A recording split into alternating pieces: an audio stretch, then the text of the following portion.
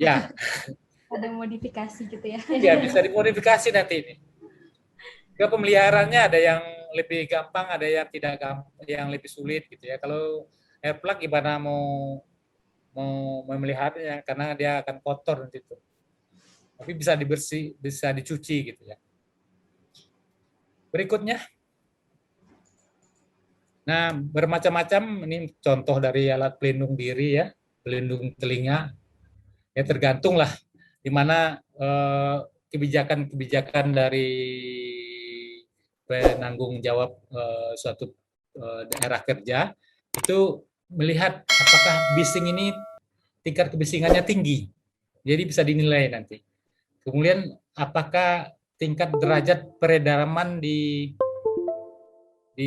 apa namanya di lingkungan itu ada peredaman sehingga bisingnya tidak. Nah, nanti alat pakai alat yang ini. Dan juga kita lihat kenyamanan dari dan ketepatan dari alat alat pelindung itu sendiri juga kita pikirkan. Jadi ini banyak tim ataupun orang yang meneliti ataupun yang mengamati ini boleh dipakai atau enggak. Juga seperti yang disampaikan tadi tidak mengganggu komunikasi dan membuat terisolasi. Jadi kalau pakai alat pelindung tapi tidak bisa berkomunikasi ini juga perlu kita perhatikan. Jadi bagaimana cara solusinya. Juga kalau dalam kondisi tidak sehat, jangan tidak optimal, jangan melakukan pekerjaan yang lebih dari batas normal durasi yang boleh atau lama yang boleh yang diperbolehkan di tingkat kebisingan ini. Berikutnya, ini masuk kita ke terapi ya. Terapi ini perlu banyak tim ya. Kalau di pabrik-pabrik besar ini sudah ada subbagian atau bagian keselamatan kerjanya ya. Mulai dari bagaimana leaflet ataupun spanduk dia bikin keselamatan paling utama gitu.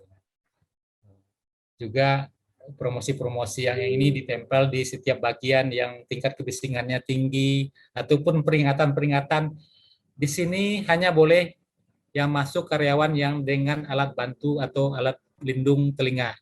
Jadi ada ditempel yang demikian, ada warning di pabrik-pabrik ataupun di lingkungan kerja di mana tingkat kebisingannya tidak baik untuk kesehatan telinga. Nah, nanti baru kita eh, para pekerja yang mungkin barangkali tidak bisa terhindar dari bising, kita lakukan pencegahan tadi dengan alat-alat pelindung tadi yang cocok dengan lingkungan masing-masing. Jadi kita tidak bisa menetapkan ini pakai air move saja, air plug saja tidak mungkin, atau pakai helm yang gitu. Kemudian kalau sudah terjadi kita perlu rehabilitasi, ya, perlu rehabilitasi. Nah, rehabilitasi ini terapi dan rehabilitasi ini margin atau eh, anggarannya cukup besar ya. Jadi sebenarnya memang di promosi dan pencegahan inilah kita coba apa namanya bermain. Jangan sampai di rehabilitasi nanti baru uh, menimbulkan dampak ekonomi yang cukup berat ya. Karena apa perlu cochlear implant misalnya, itu kan berat ya. Jadi sebelum sampai yang kedemikian kita sudah warning jangan sampai terjadi demikian. Jadi tidak menimbulkan dampak ekonomi. Berikutnya, ini sedikit rumit ya. Kalau kalau kita di lingkungan kerja yang sangat bising, ya, jadi kita perlu pemeriksaan, kita perlu identifikasi awal sebelum dia masuk ke tempat bising, ya pegawai baru yang belum belum sempat ditempatkan di tempat bising, kita mesti cek dulu audiometrinya, ya eh, pegawai ini, apakah normal atau memang sudah ada sebelum masuk ke tempat bising, lingkungan bising, tempat kerjanya. Jadi kita ada medical record dari pekerja itu mengenai kesehatan telinganya. Nah, kalau bising, di tempat bising, kalau kita misalnya taruhlah sudah normal, sudah ada identifikasinya, kita catat, kita dokumentasikan. Nah, dia kerja di tempat bising, kemudian akan kita evaluasi ya. Nah, kalau di tempat bisingnya itu maksudnya desibelnya kita periksa di sound level meternya lebih dari 85 desibel, itu mesti kita lakukan kontrol engineering. Tetapi kalau di bawah 85 desibel itu tidak perlu. Jadi tidak perlu dilakukan konservasi pendengaran ini. Jadi kita tidak perlu evaluasi rutin. Gitu. Tapi mungkin barangkali di beberapa perusahaan dilakukan rotasi. Nah ini perlu juga semuanya. Nah perlu kita lakukan seperti tadi pencatatan administratif ya. Perlu nasihat-nasihat untuk pelindung dirinya. Terus di warning, selalu di warning gitu ya. Karena ini. Terus di review, di monitoring ya. Kemudian dilakukan pemeriksaan audiometri secara periodik ya, minimal 1 tahun sekali kita lakukan audiometri ya. Nah, hal ini perlu kita pencatatan lagi sehingga kita bisa mengidentifikasi ini pekerja sudah terdampak bising atau tidak. Selanjutnya, ini kalau ada pertanyaan silakan aja, ini terlalu banyak nanti slide-nya nanti yang nggak terjawab ya. Kita sampai jam 1:30 Mbak atau 1:30 presentasi saya? 2:30 presentasi dokter, jadi kita sampai 2:30 dokter. Oke. Ya, jadi cukup. Izin buka sesi pertanyaannya dok ya. Jadi ya, boleh. Jelaskan bisa kalau ada dari Bapak Ibu di rumah ada yang ingin bertanya silakan ditulis di kolom chatnya. Nanti akan kita tanyakan ke Dokter Yuhis Diarman. Ya, oke. Kita lanjutkan. Jadi pada audiometri ya, kalau secara rutin ya, pemeriksa audiometri ini memang harus terlatih ya, tidak bisa semuanya bisa melakukan pengukuran audiometri ini, karena alatnya khusus dan sekarang sudah cukup banyak ya dijumpai di mana ya. Di pabrik barangkali juga sudah ada yang menyiapkan tenaga dan alat untuk melakukan pemeriksaan audiometri ya. Jadi ini biasanya kalau secara rutin dilakukan minimal 1 tahun sekali. Dan juga sebelum melakukan pemeriksaan audiometri kita mesti tahu dulu apakah telinganya cukup available, cukup bersih nggak untuk dilakukan pemeriksaan audiometri. Kalau terkendala sama kotoran telinga itu memang harus dibersihkan dulu ke dokter THT ya. Harus dibersihkan dulu. Kalau tidak akan menimbulkan deviasi hasil audiometri ya. Jadi akan menimbulkan gangguan yang lain daripada bising seperti itu. Jadi ini perlu dilakukan konseling dulu ya. Kemudian juga di alat audiometri itu sendiri juga pihak penyedia alat juga harus mengkalibrasi. Jadi jangan terjadi sampai salah hasil ya, hasilnya salah. Jadi mesti dikalibrasi secara periodik. Nah, kita juga melakukannya pada waktu minimal di sini katakan ada literatur 6 bulan sekali ya. Tapi sebaiknya di sini rata-rata literatur katakan 1 tahun minimal ya, tapi dianjurkan 6 bulan ya. 6 bulan bagi pekerja yang di daerah atau di lingkungan yang cukup bising. Dan juga alat di sini alat untuk audiometri mesti harus kedap ya. Nah, berikutnya hasil audiometri ini kita juga bisa baca, kita bisa juga tanyakan ya bagaimana kondisi telinga ya, bagaimana fungsi pendengaran ya. Jadi nanti dari audiometri tergambarlah ya. Pemeriksaan audiometri ini nggak terlalu mahal ya, Jadi tidak seperti dulu. Dulu barangkali mahal, cukup mahal. Sekarang sudah turun harganya atau diskon, nggak tahu juga. Jadi tidak terlalu eksklusif gitu ya. Jadi kita bisa periksa pemeriksaan audiometri. Nah, dari hasil audiometri kita juga mesti waspada ya. Kita mesti waspada kalau ambang dengarnya lebih dari 25 desibel. Kalau lebih dari 25 desibel itu kita mesti evaluasi lagi. Apakah ini memang benar ada gangguan ataupun hanya gangguan bersifat sementara. Jadi kalau sudah lebih dari 25 desibel kita mesti warning. Juga ada gangguan di frekuensi 4000 Hz ya, terutama pada 45 dB ya.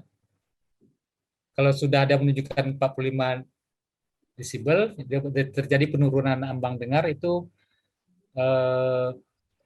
harus warning juga karena bisa menimbulkan gangguan pendengaran ya yang bersifat permanen. Ini kalau 45 dB masih bisa temporary, bisa sementara ya. Juga kita perhatikan di frekuensi 500 sampai 2000 Hz ya. Lebih dari 15 dB enggak? Atau di frekuensi 4000 sampai 8000 di lebih di 30 desibel. Jadi juga data ini kita simpan kalau untuk bekerja. Nanti setelah kita lakukan pemeriksaan rutin, kita lihat nanti setahun atau 2 tahun, dilihat lagi gimana kondisi pada frekuensi tersebut pada audiometri ini. Nah, kalau ada gangguan lebih dari 15 atau di 3000 Hz di 20 desibel itu kita waspada. Nah, juga kepada hasil audiometri yang tidak konsisten ya. Kadang-kadang naik, kadang-kadang turun, ini juga kita waspada. Apakah ini memang sudah ada gangguan akibat bising. Berikutnya, ini sifatnya kebijakan ya. Kebijakan dari manajemen suatu perusahaan ya. Jadi kita dalam hal ini kalau perusahaan manajemennya memang harus memberikan solusi ya. Kalau sudah ada terpapar bising ataupun kita memakai mesin yang ribut, yang bising, itu kita harus memperpendek pajanan waktu kita kontak dengan mesin. Jadi pekerja dengan rotasi tertentu perlu kita ambil kebijakan. Ataupun secara periodik kita lakukan rotasi kerja.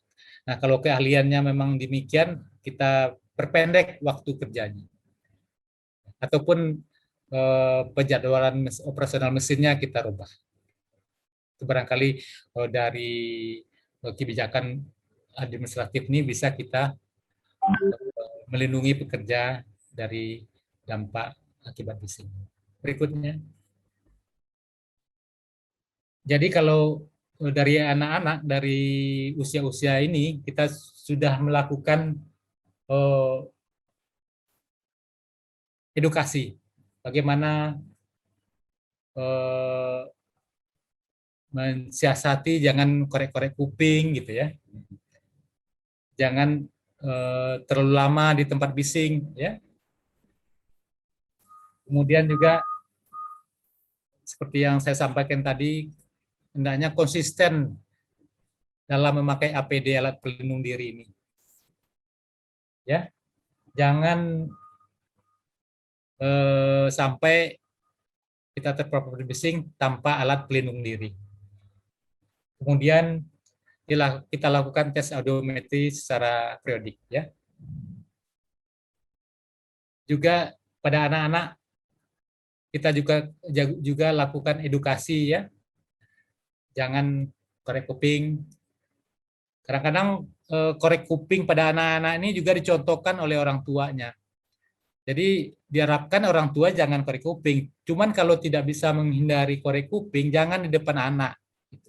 Karena anak tidak tahu apa yang dilakukan orang tuanya. Dia nanti meniru. Kalau kata empatnya kelihatan di meja, dia ikutan korek kuping juga. Ini fatal, fatal. Jadi malah terkorek membran timpaninya. Ini banyak kejadian. Berikutnya, ini dampak pabrik ya di lingkungan. Kalau kalau pabriknya bising, barangkali juga menimbulkan keluhan di masyarakat. Ini juga akan menimbulkan eh, ketidaknyamanan di masyarakat ya. Ini yang eh, eh, apa namanya, yang punya usaha, yang punya pabrik, yang punya kebijakan atau manajerial dari perusahaan hendaknya menyadari ya. Kalau ada manajer yang mendengar di sini, jangan kalau sudah kelihatan sudah masyarakatnya gelisah, kita harus mengendalikan kebisingan ini. Kalau perlu pindah keluar kota, karena kemajuan urban ini kadang-kadang awal-awalnya pabriknya di luar kota, cuman karena kebutuhan masyarakat untuk perumahan malah ke dekat pabrik. Ya, itulah kadang-kadang siapa yang benar, siapa-siapa yang tidak benar ini nggak jelas ya. Ataupun kebijakan pemerintah sebenarnya dekat pabrik nggak boleh bangun perumahan seperti itu. Jadi demikianlah, mana tahu, ataupun tebaliknya lingkungan masyarakat sudah ada, terus dia membangun pabrik, itu juga demikian, izinnya yang perlu diperketat. Itulah pada masyarakat. Berikutnya,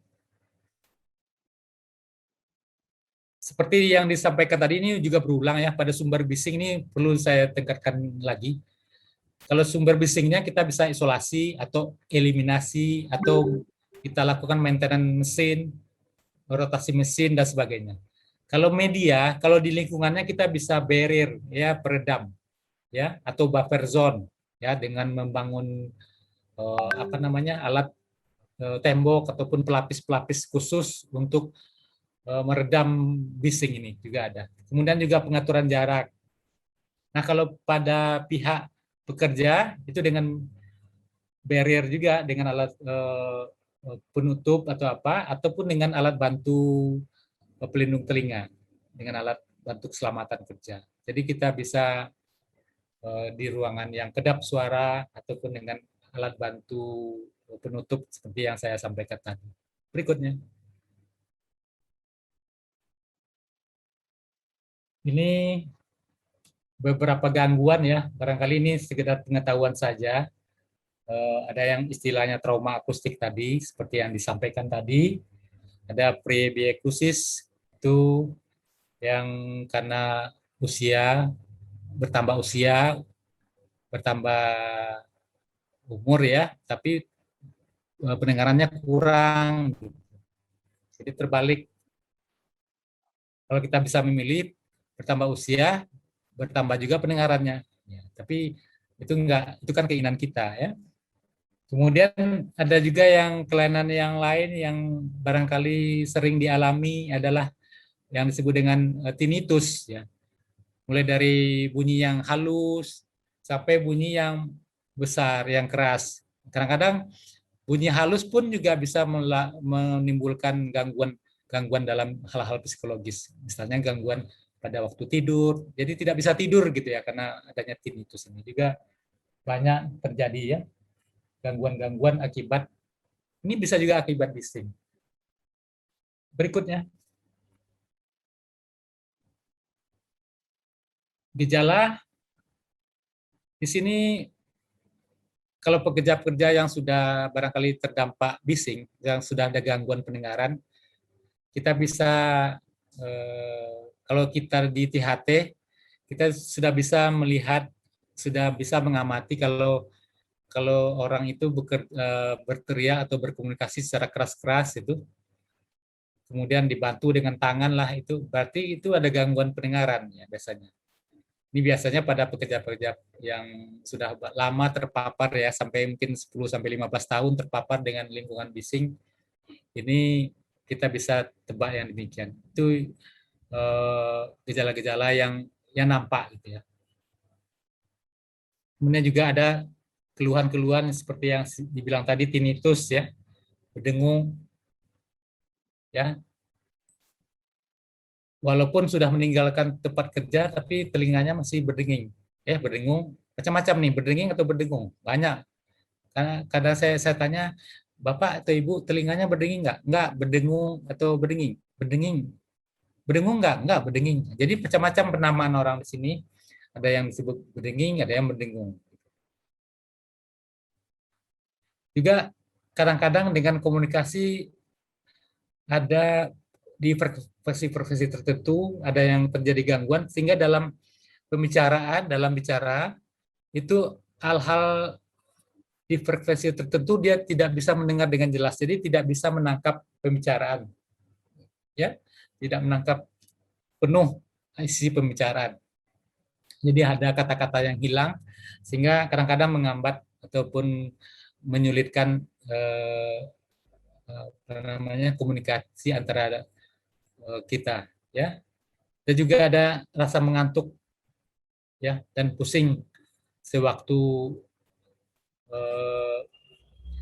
sesudah ataupun di waktu terpapar bising, ya. Jadi ada yang kadang-kadang pekerja yang mengantuk di waktu bising itu juga hati-hati karena juga akan menimbulkan kecelakaan kerja. Karena efek bising itu juga bisa mengantuk, ya. Nah, hal inilah sangat penting, ya. Karena dengan mengantuk kalau misalnya di pabrik yang punya alat-alat berat, misalnya pemotong, itu bisa menimbulkan trauma yang berat, ya. Sampai tangan terpotong gitu ya karena mengantuk. Itu banyak kejadian di pabrik-pabrik. Jari terpenggal gitu. Saya pernah lihat karena kelalaian mungkin nggak dengar mesin hidup, jarinya ikut terpotong. Jangan sampai terjadi yang demikian kecelakaan kerja. Berikutnya barangkali penutup terakhir ya. Inilah gambaran yang saya sampaikan. Terima kasih kalau ada tanggapan, kalau ada kekurangan silakan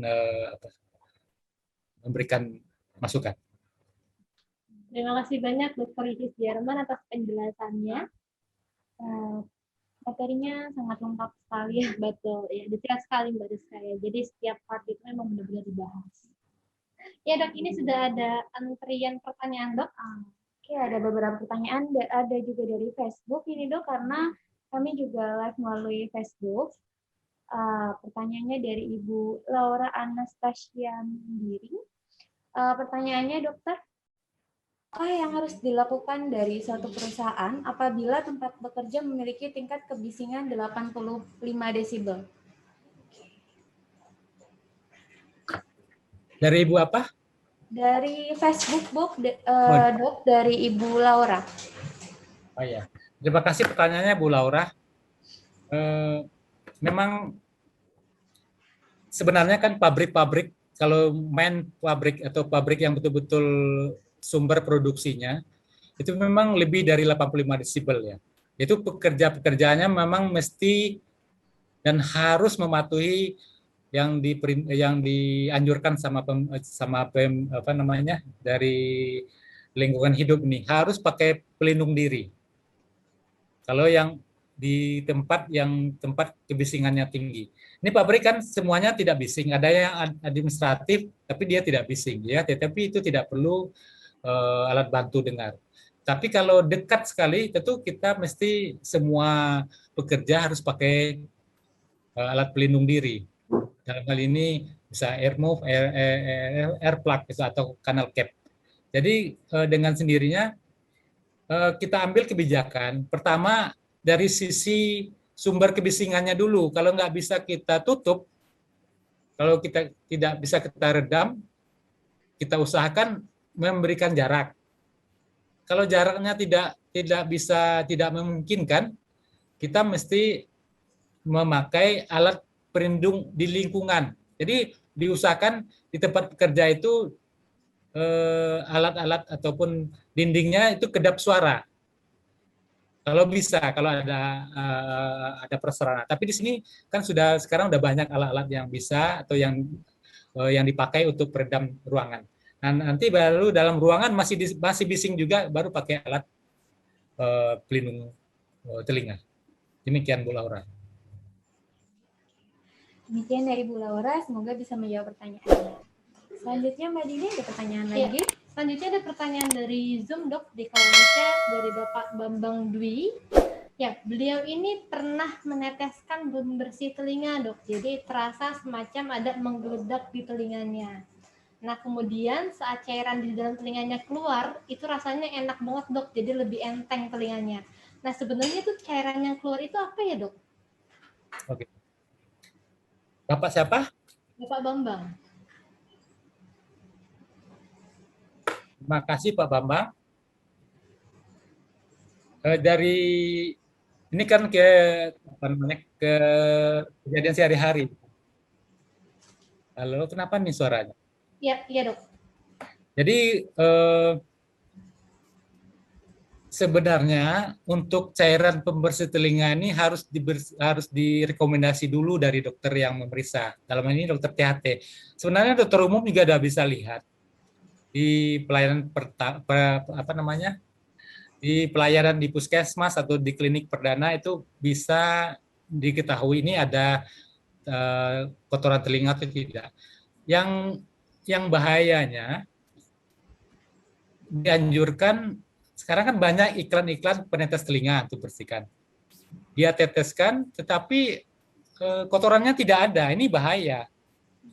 Tapi sudah jelas tai kupingnya ada penuh, pokoknya ada. Dia tetes sesuai dengan rekomendasi dari medis, itu sudah boleh diberikan.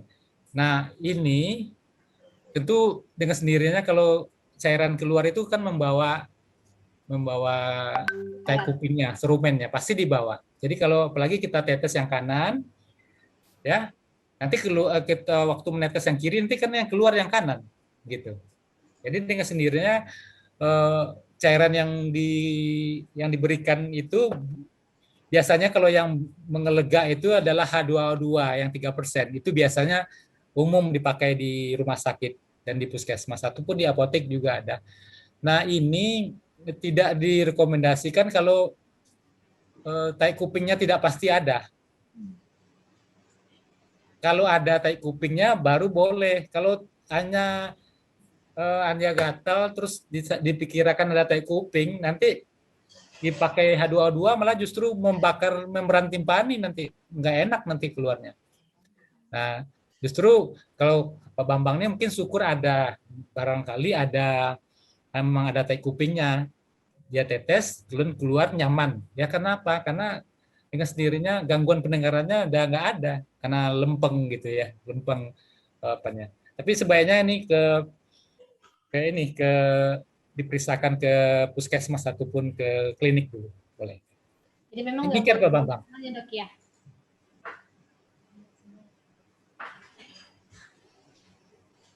Ya, Dok. Ya, silakan ada pertanyaan berikutnya. Ya, masih pertanyaan dari Pak Bambang, Dok. Ya. Jadi ada dua pertanyaannya, Dokter.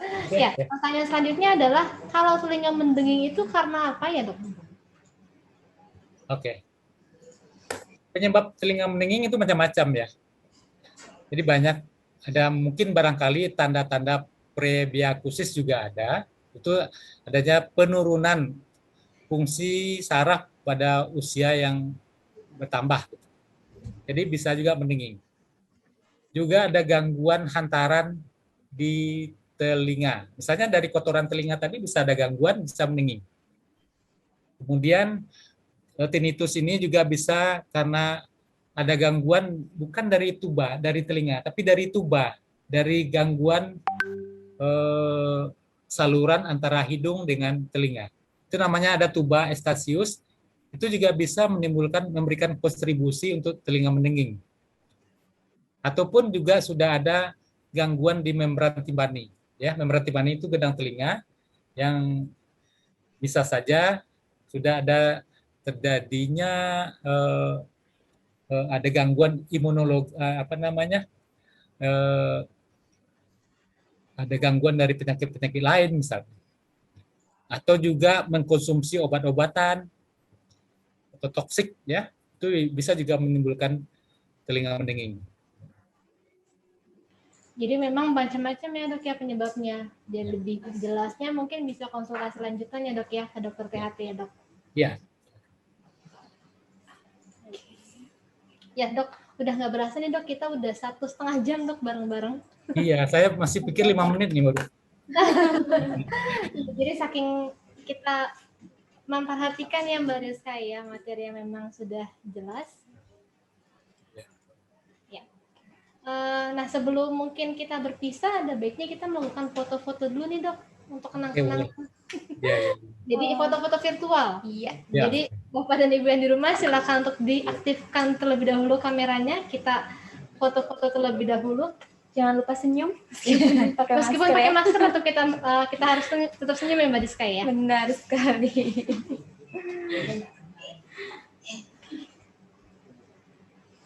Ada nggak pertanyaan yang belum terjawab di chatting? Nggak, saya nggak lihat ya. Moderator yang MC yang lihat ya.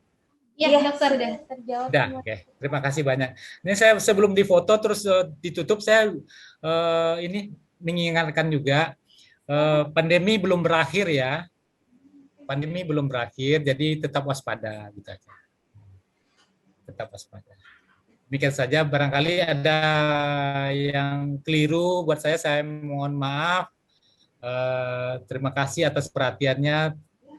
Terima kasih atau hadiahnya, mudah-mudahan bermanfaat. Assalamualaikum warahmatullahi wabarakatuh. Ya, kita foto terlebih dahulu. Ya, Bapak dan Ibu mohon diaktifkan terlebih dahulu kameranya.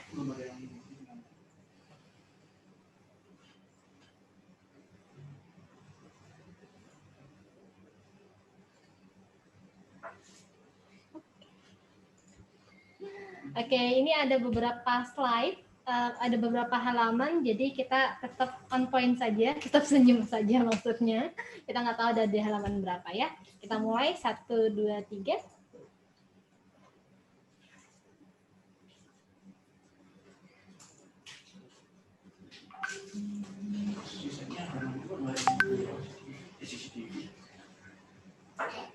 Halaman selanjutnya.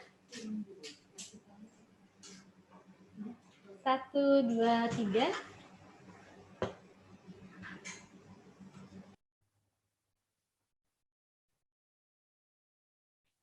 Oke, sudah. Ya. Dokter? Ya. Dok, mohon maaf, ini ada satu pertanyaan terakhir, boleh dok? Boleh. Ada yang baru upload, tapi satu pertanyaan terakhir dok. Ya, ini mohon maaf ya dok ya, jadi kita molor lagi nih. Ketunda lagi selesainya. Ya, pertanyaannya dari Bapak Ridwan Aris. Pertanyaannya adalah kenapa kalau kita sedang flu gitu dok, terus kita menelan ludah, biasanya tuh tiba-tiba suaranya terdengar dengan lebih jelas gitu dok. Oh ya, lebih jelas terdengar ya flu ya. Nggak terbalik Pak Ridwan. Jadi kalau biasanya yang dikeluhkan itu kalau ada flu, ya ada flu biasanya malah kurang pendengarannya. Kalau sedang menelan ludah dok? Nah kalau menelan ludah, jadi pada waktu menelan ludah itu otot-otot menelan itu akan menarik namanya otot yang ada di tuba estasius yang di belakang hidung. Jadi tuba estasius itu yang di belakang hidung itu ada lubang kecil yang terhubung ke telinga tengah, itu akan memberikan dampak yang lebih enak gitu kalau kita menelan ataupun mengantuk. Tapi yang nggak boleh itu dengan falsafah. Falsafahnya seperti ini. Itu nggak boleh dilakukan. Justru waktu flu dilakukan itu akan menimbulkan efek pada membran timpani. Malah akan menimbulkan gangguan pendengaran sementara. Jadi jangan dilakukan, ini namanya tindakan falsafah kalau di kedokteran. Ini nggak boleh dilakukan pada waktu flu. Jadi yang boleh itu boleh menguap dalam-dalam ataupun menelan gitu. Itu yang lebih bagus. Jadi kalau di penerbangan, kadang-kadang kita trauma akustik sementara ataupun ada gangguan pendengaran pada waktu kita turun dari pesawat. Biasanya turun. Kalau naik biasanya ringan. Nah, kalau kita budek atau nggak dengar pada waktu turun dari pesawat, sebaiknya jangan dilakukan falsafah. Nggak boleh. Jangan. Tambah terkunci nanti. Jadi bagusnya dengan menelan. Walaupun tidak ada yang ditelan, telan aja gitu. Paling kurang air ludah aja telan. Biar tubanya jadi terbuka dan pendengaran kita tidak terganggu. Itu banyak yang dialami oleh penumpang-penumpang sesudah turun dari pesawat, itu banyak. Nah juga makanya kita mengerti kalau lagi flu, lagi pilek atau demam itu agak ada risiko pada waktu kita naik pesawat atau terbang karena perubahan tekanan atmosfer dari bumi ini menimbulkan gangguan di tuba. Barangkali ada tambahan Pak Rizwan? Kita terima lagi. Pak Ridwan, mungkin ada pertanyaan lagi? Atau sudah cukup jelas? Sudah cukup jelas sepertinya, Dok. Oke, terima kasih banyak. Oke, terima kasih Dok banyak dokter atas jawabannya. Dokter, sekali lagi kami ucapkan terima kasih untuk ilmu yang diberikan pada kami pada siang hari ini. Sudah 1,5 jam lebih ya kita bersama. Kita sudah 1,5 jam lebih. Kita juga ingin berterima kasih kepada Bapak dan Ibu yang di rumah yang sudah setia dengan Abdi On Air. Pastinya setiap bulan jangan lupa pasti ada ya. Pasti ada, betul sekali. Dan kita juga nggak lupa mengucapkan terima kasih lagi kepada Dr. Yohis Diarman atas ilmu yang sudah diberikan kepada kita semua. Ya. Dan Bapak Ibu di rumah, apabila ingin menyaksikan tayangan seminar online hari ini, jangan lupa untuk kunjungi YouTube Abdi dan subscribe, like, komen, serta pantau terus sosial media PT Alat Bantu Dengar Indonesia. Apabila Bapak Ibu di rumah ingin mendapatkan seputar informasi mengenai seputar pendengaran, bisa menghubungi cabang Abdi terdekat. Jangan takut untuk berkunjung ke Abdi karena kami selalu menerapkan protokol COVID-19 ya Mbak ya. Betul sekali, dan kami juga rutin melakukan rapid test ya dan antigen juga ya Mbak Deska. Dokter, mungkin ada yang ingin disampaikan kembali kepada Bapak Ibu di rumah? Ya, yang penting jaga telinga, jangan sampai telinga ataupun fungsi pendengaran menghambat aktivitas kita. Jangan sampai terjadi. Terima kasih. Ya, terima kasih banyak dokter. Baik, saya Rizka Septiani, saya Cid Dini, beserta kru yang bertugas kami undur diri. Mohon maaf apabila ada kesalahan kata. Sampai jumpa kembali di Abdi On Air berikutnya. Sampai jumpa. Sampai jumpa.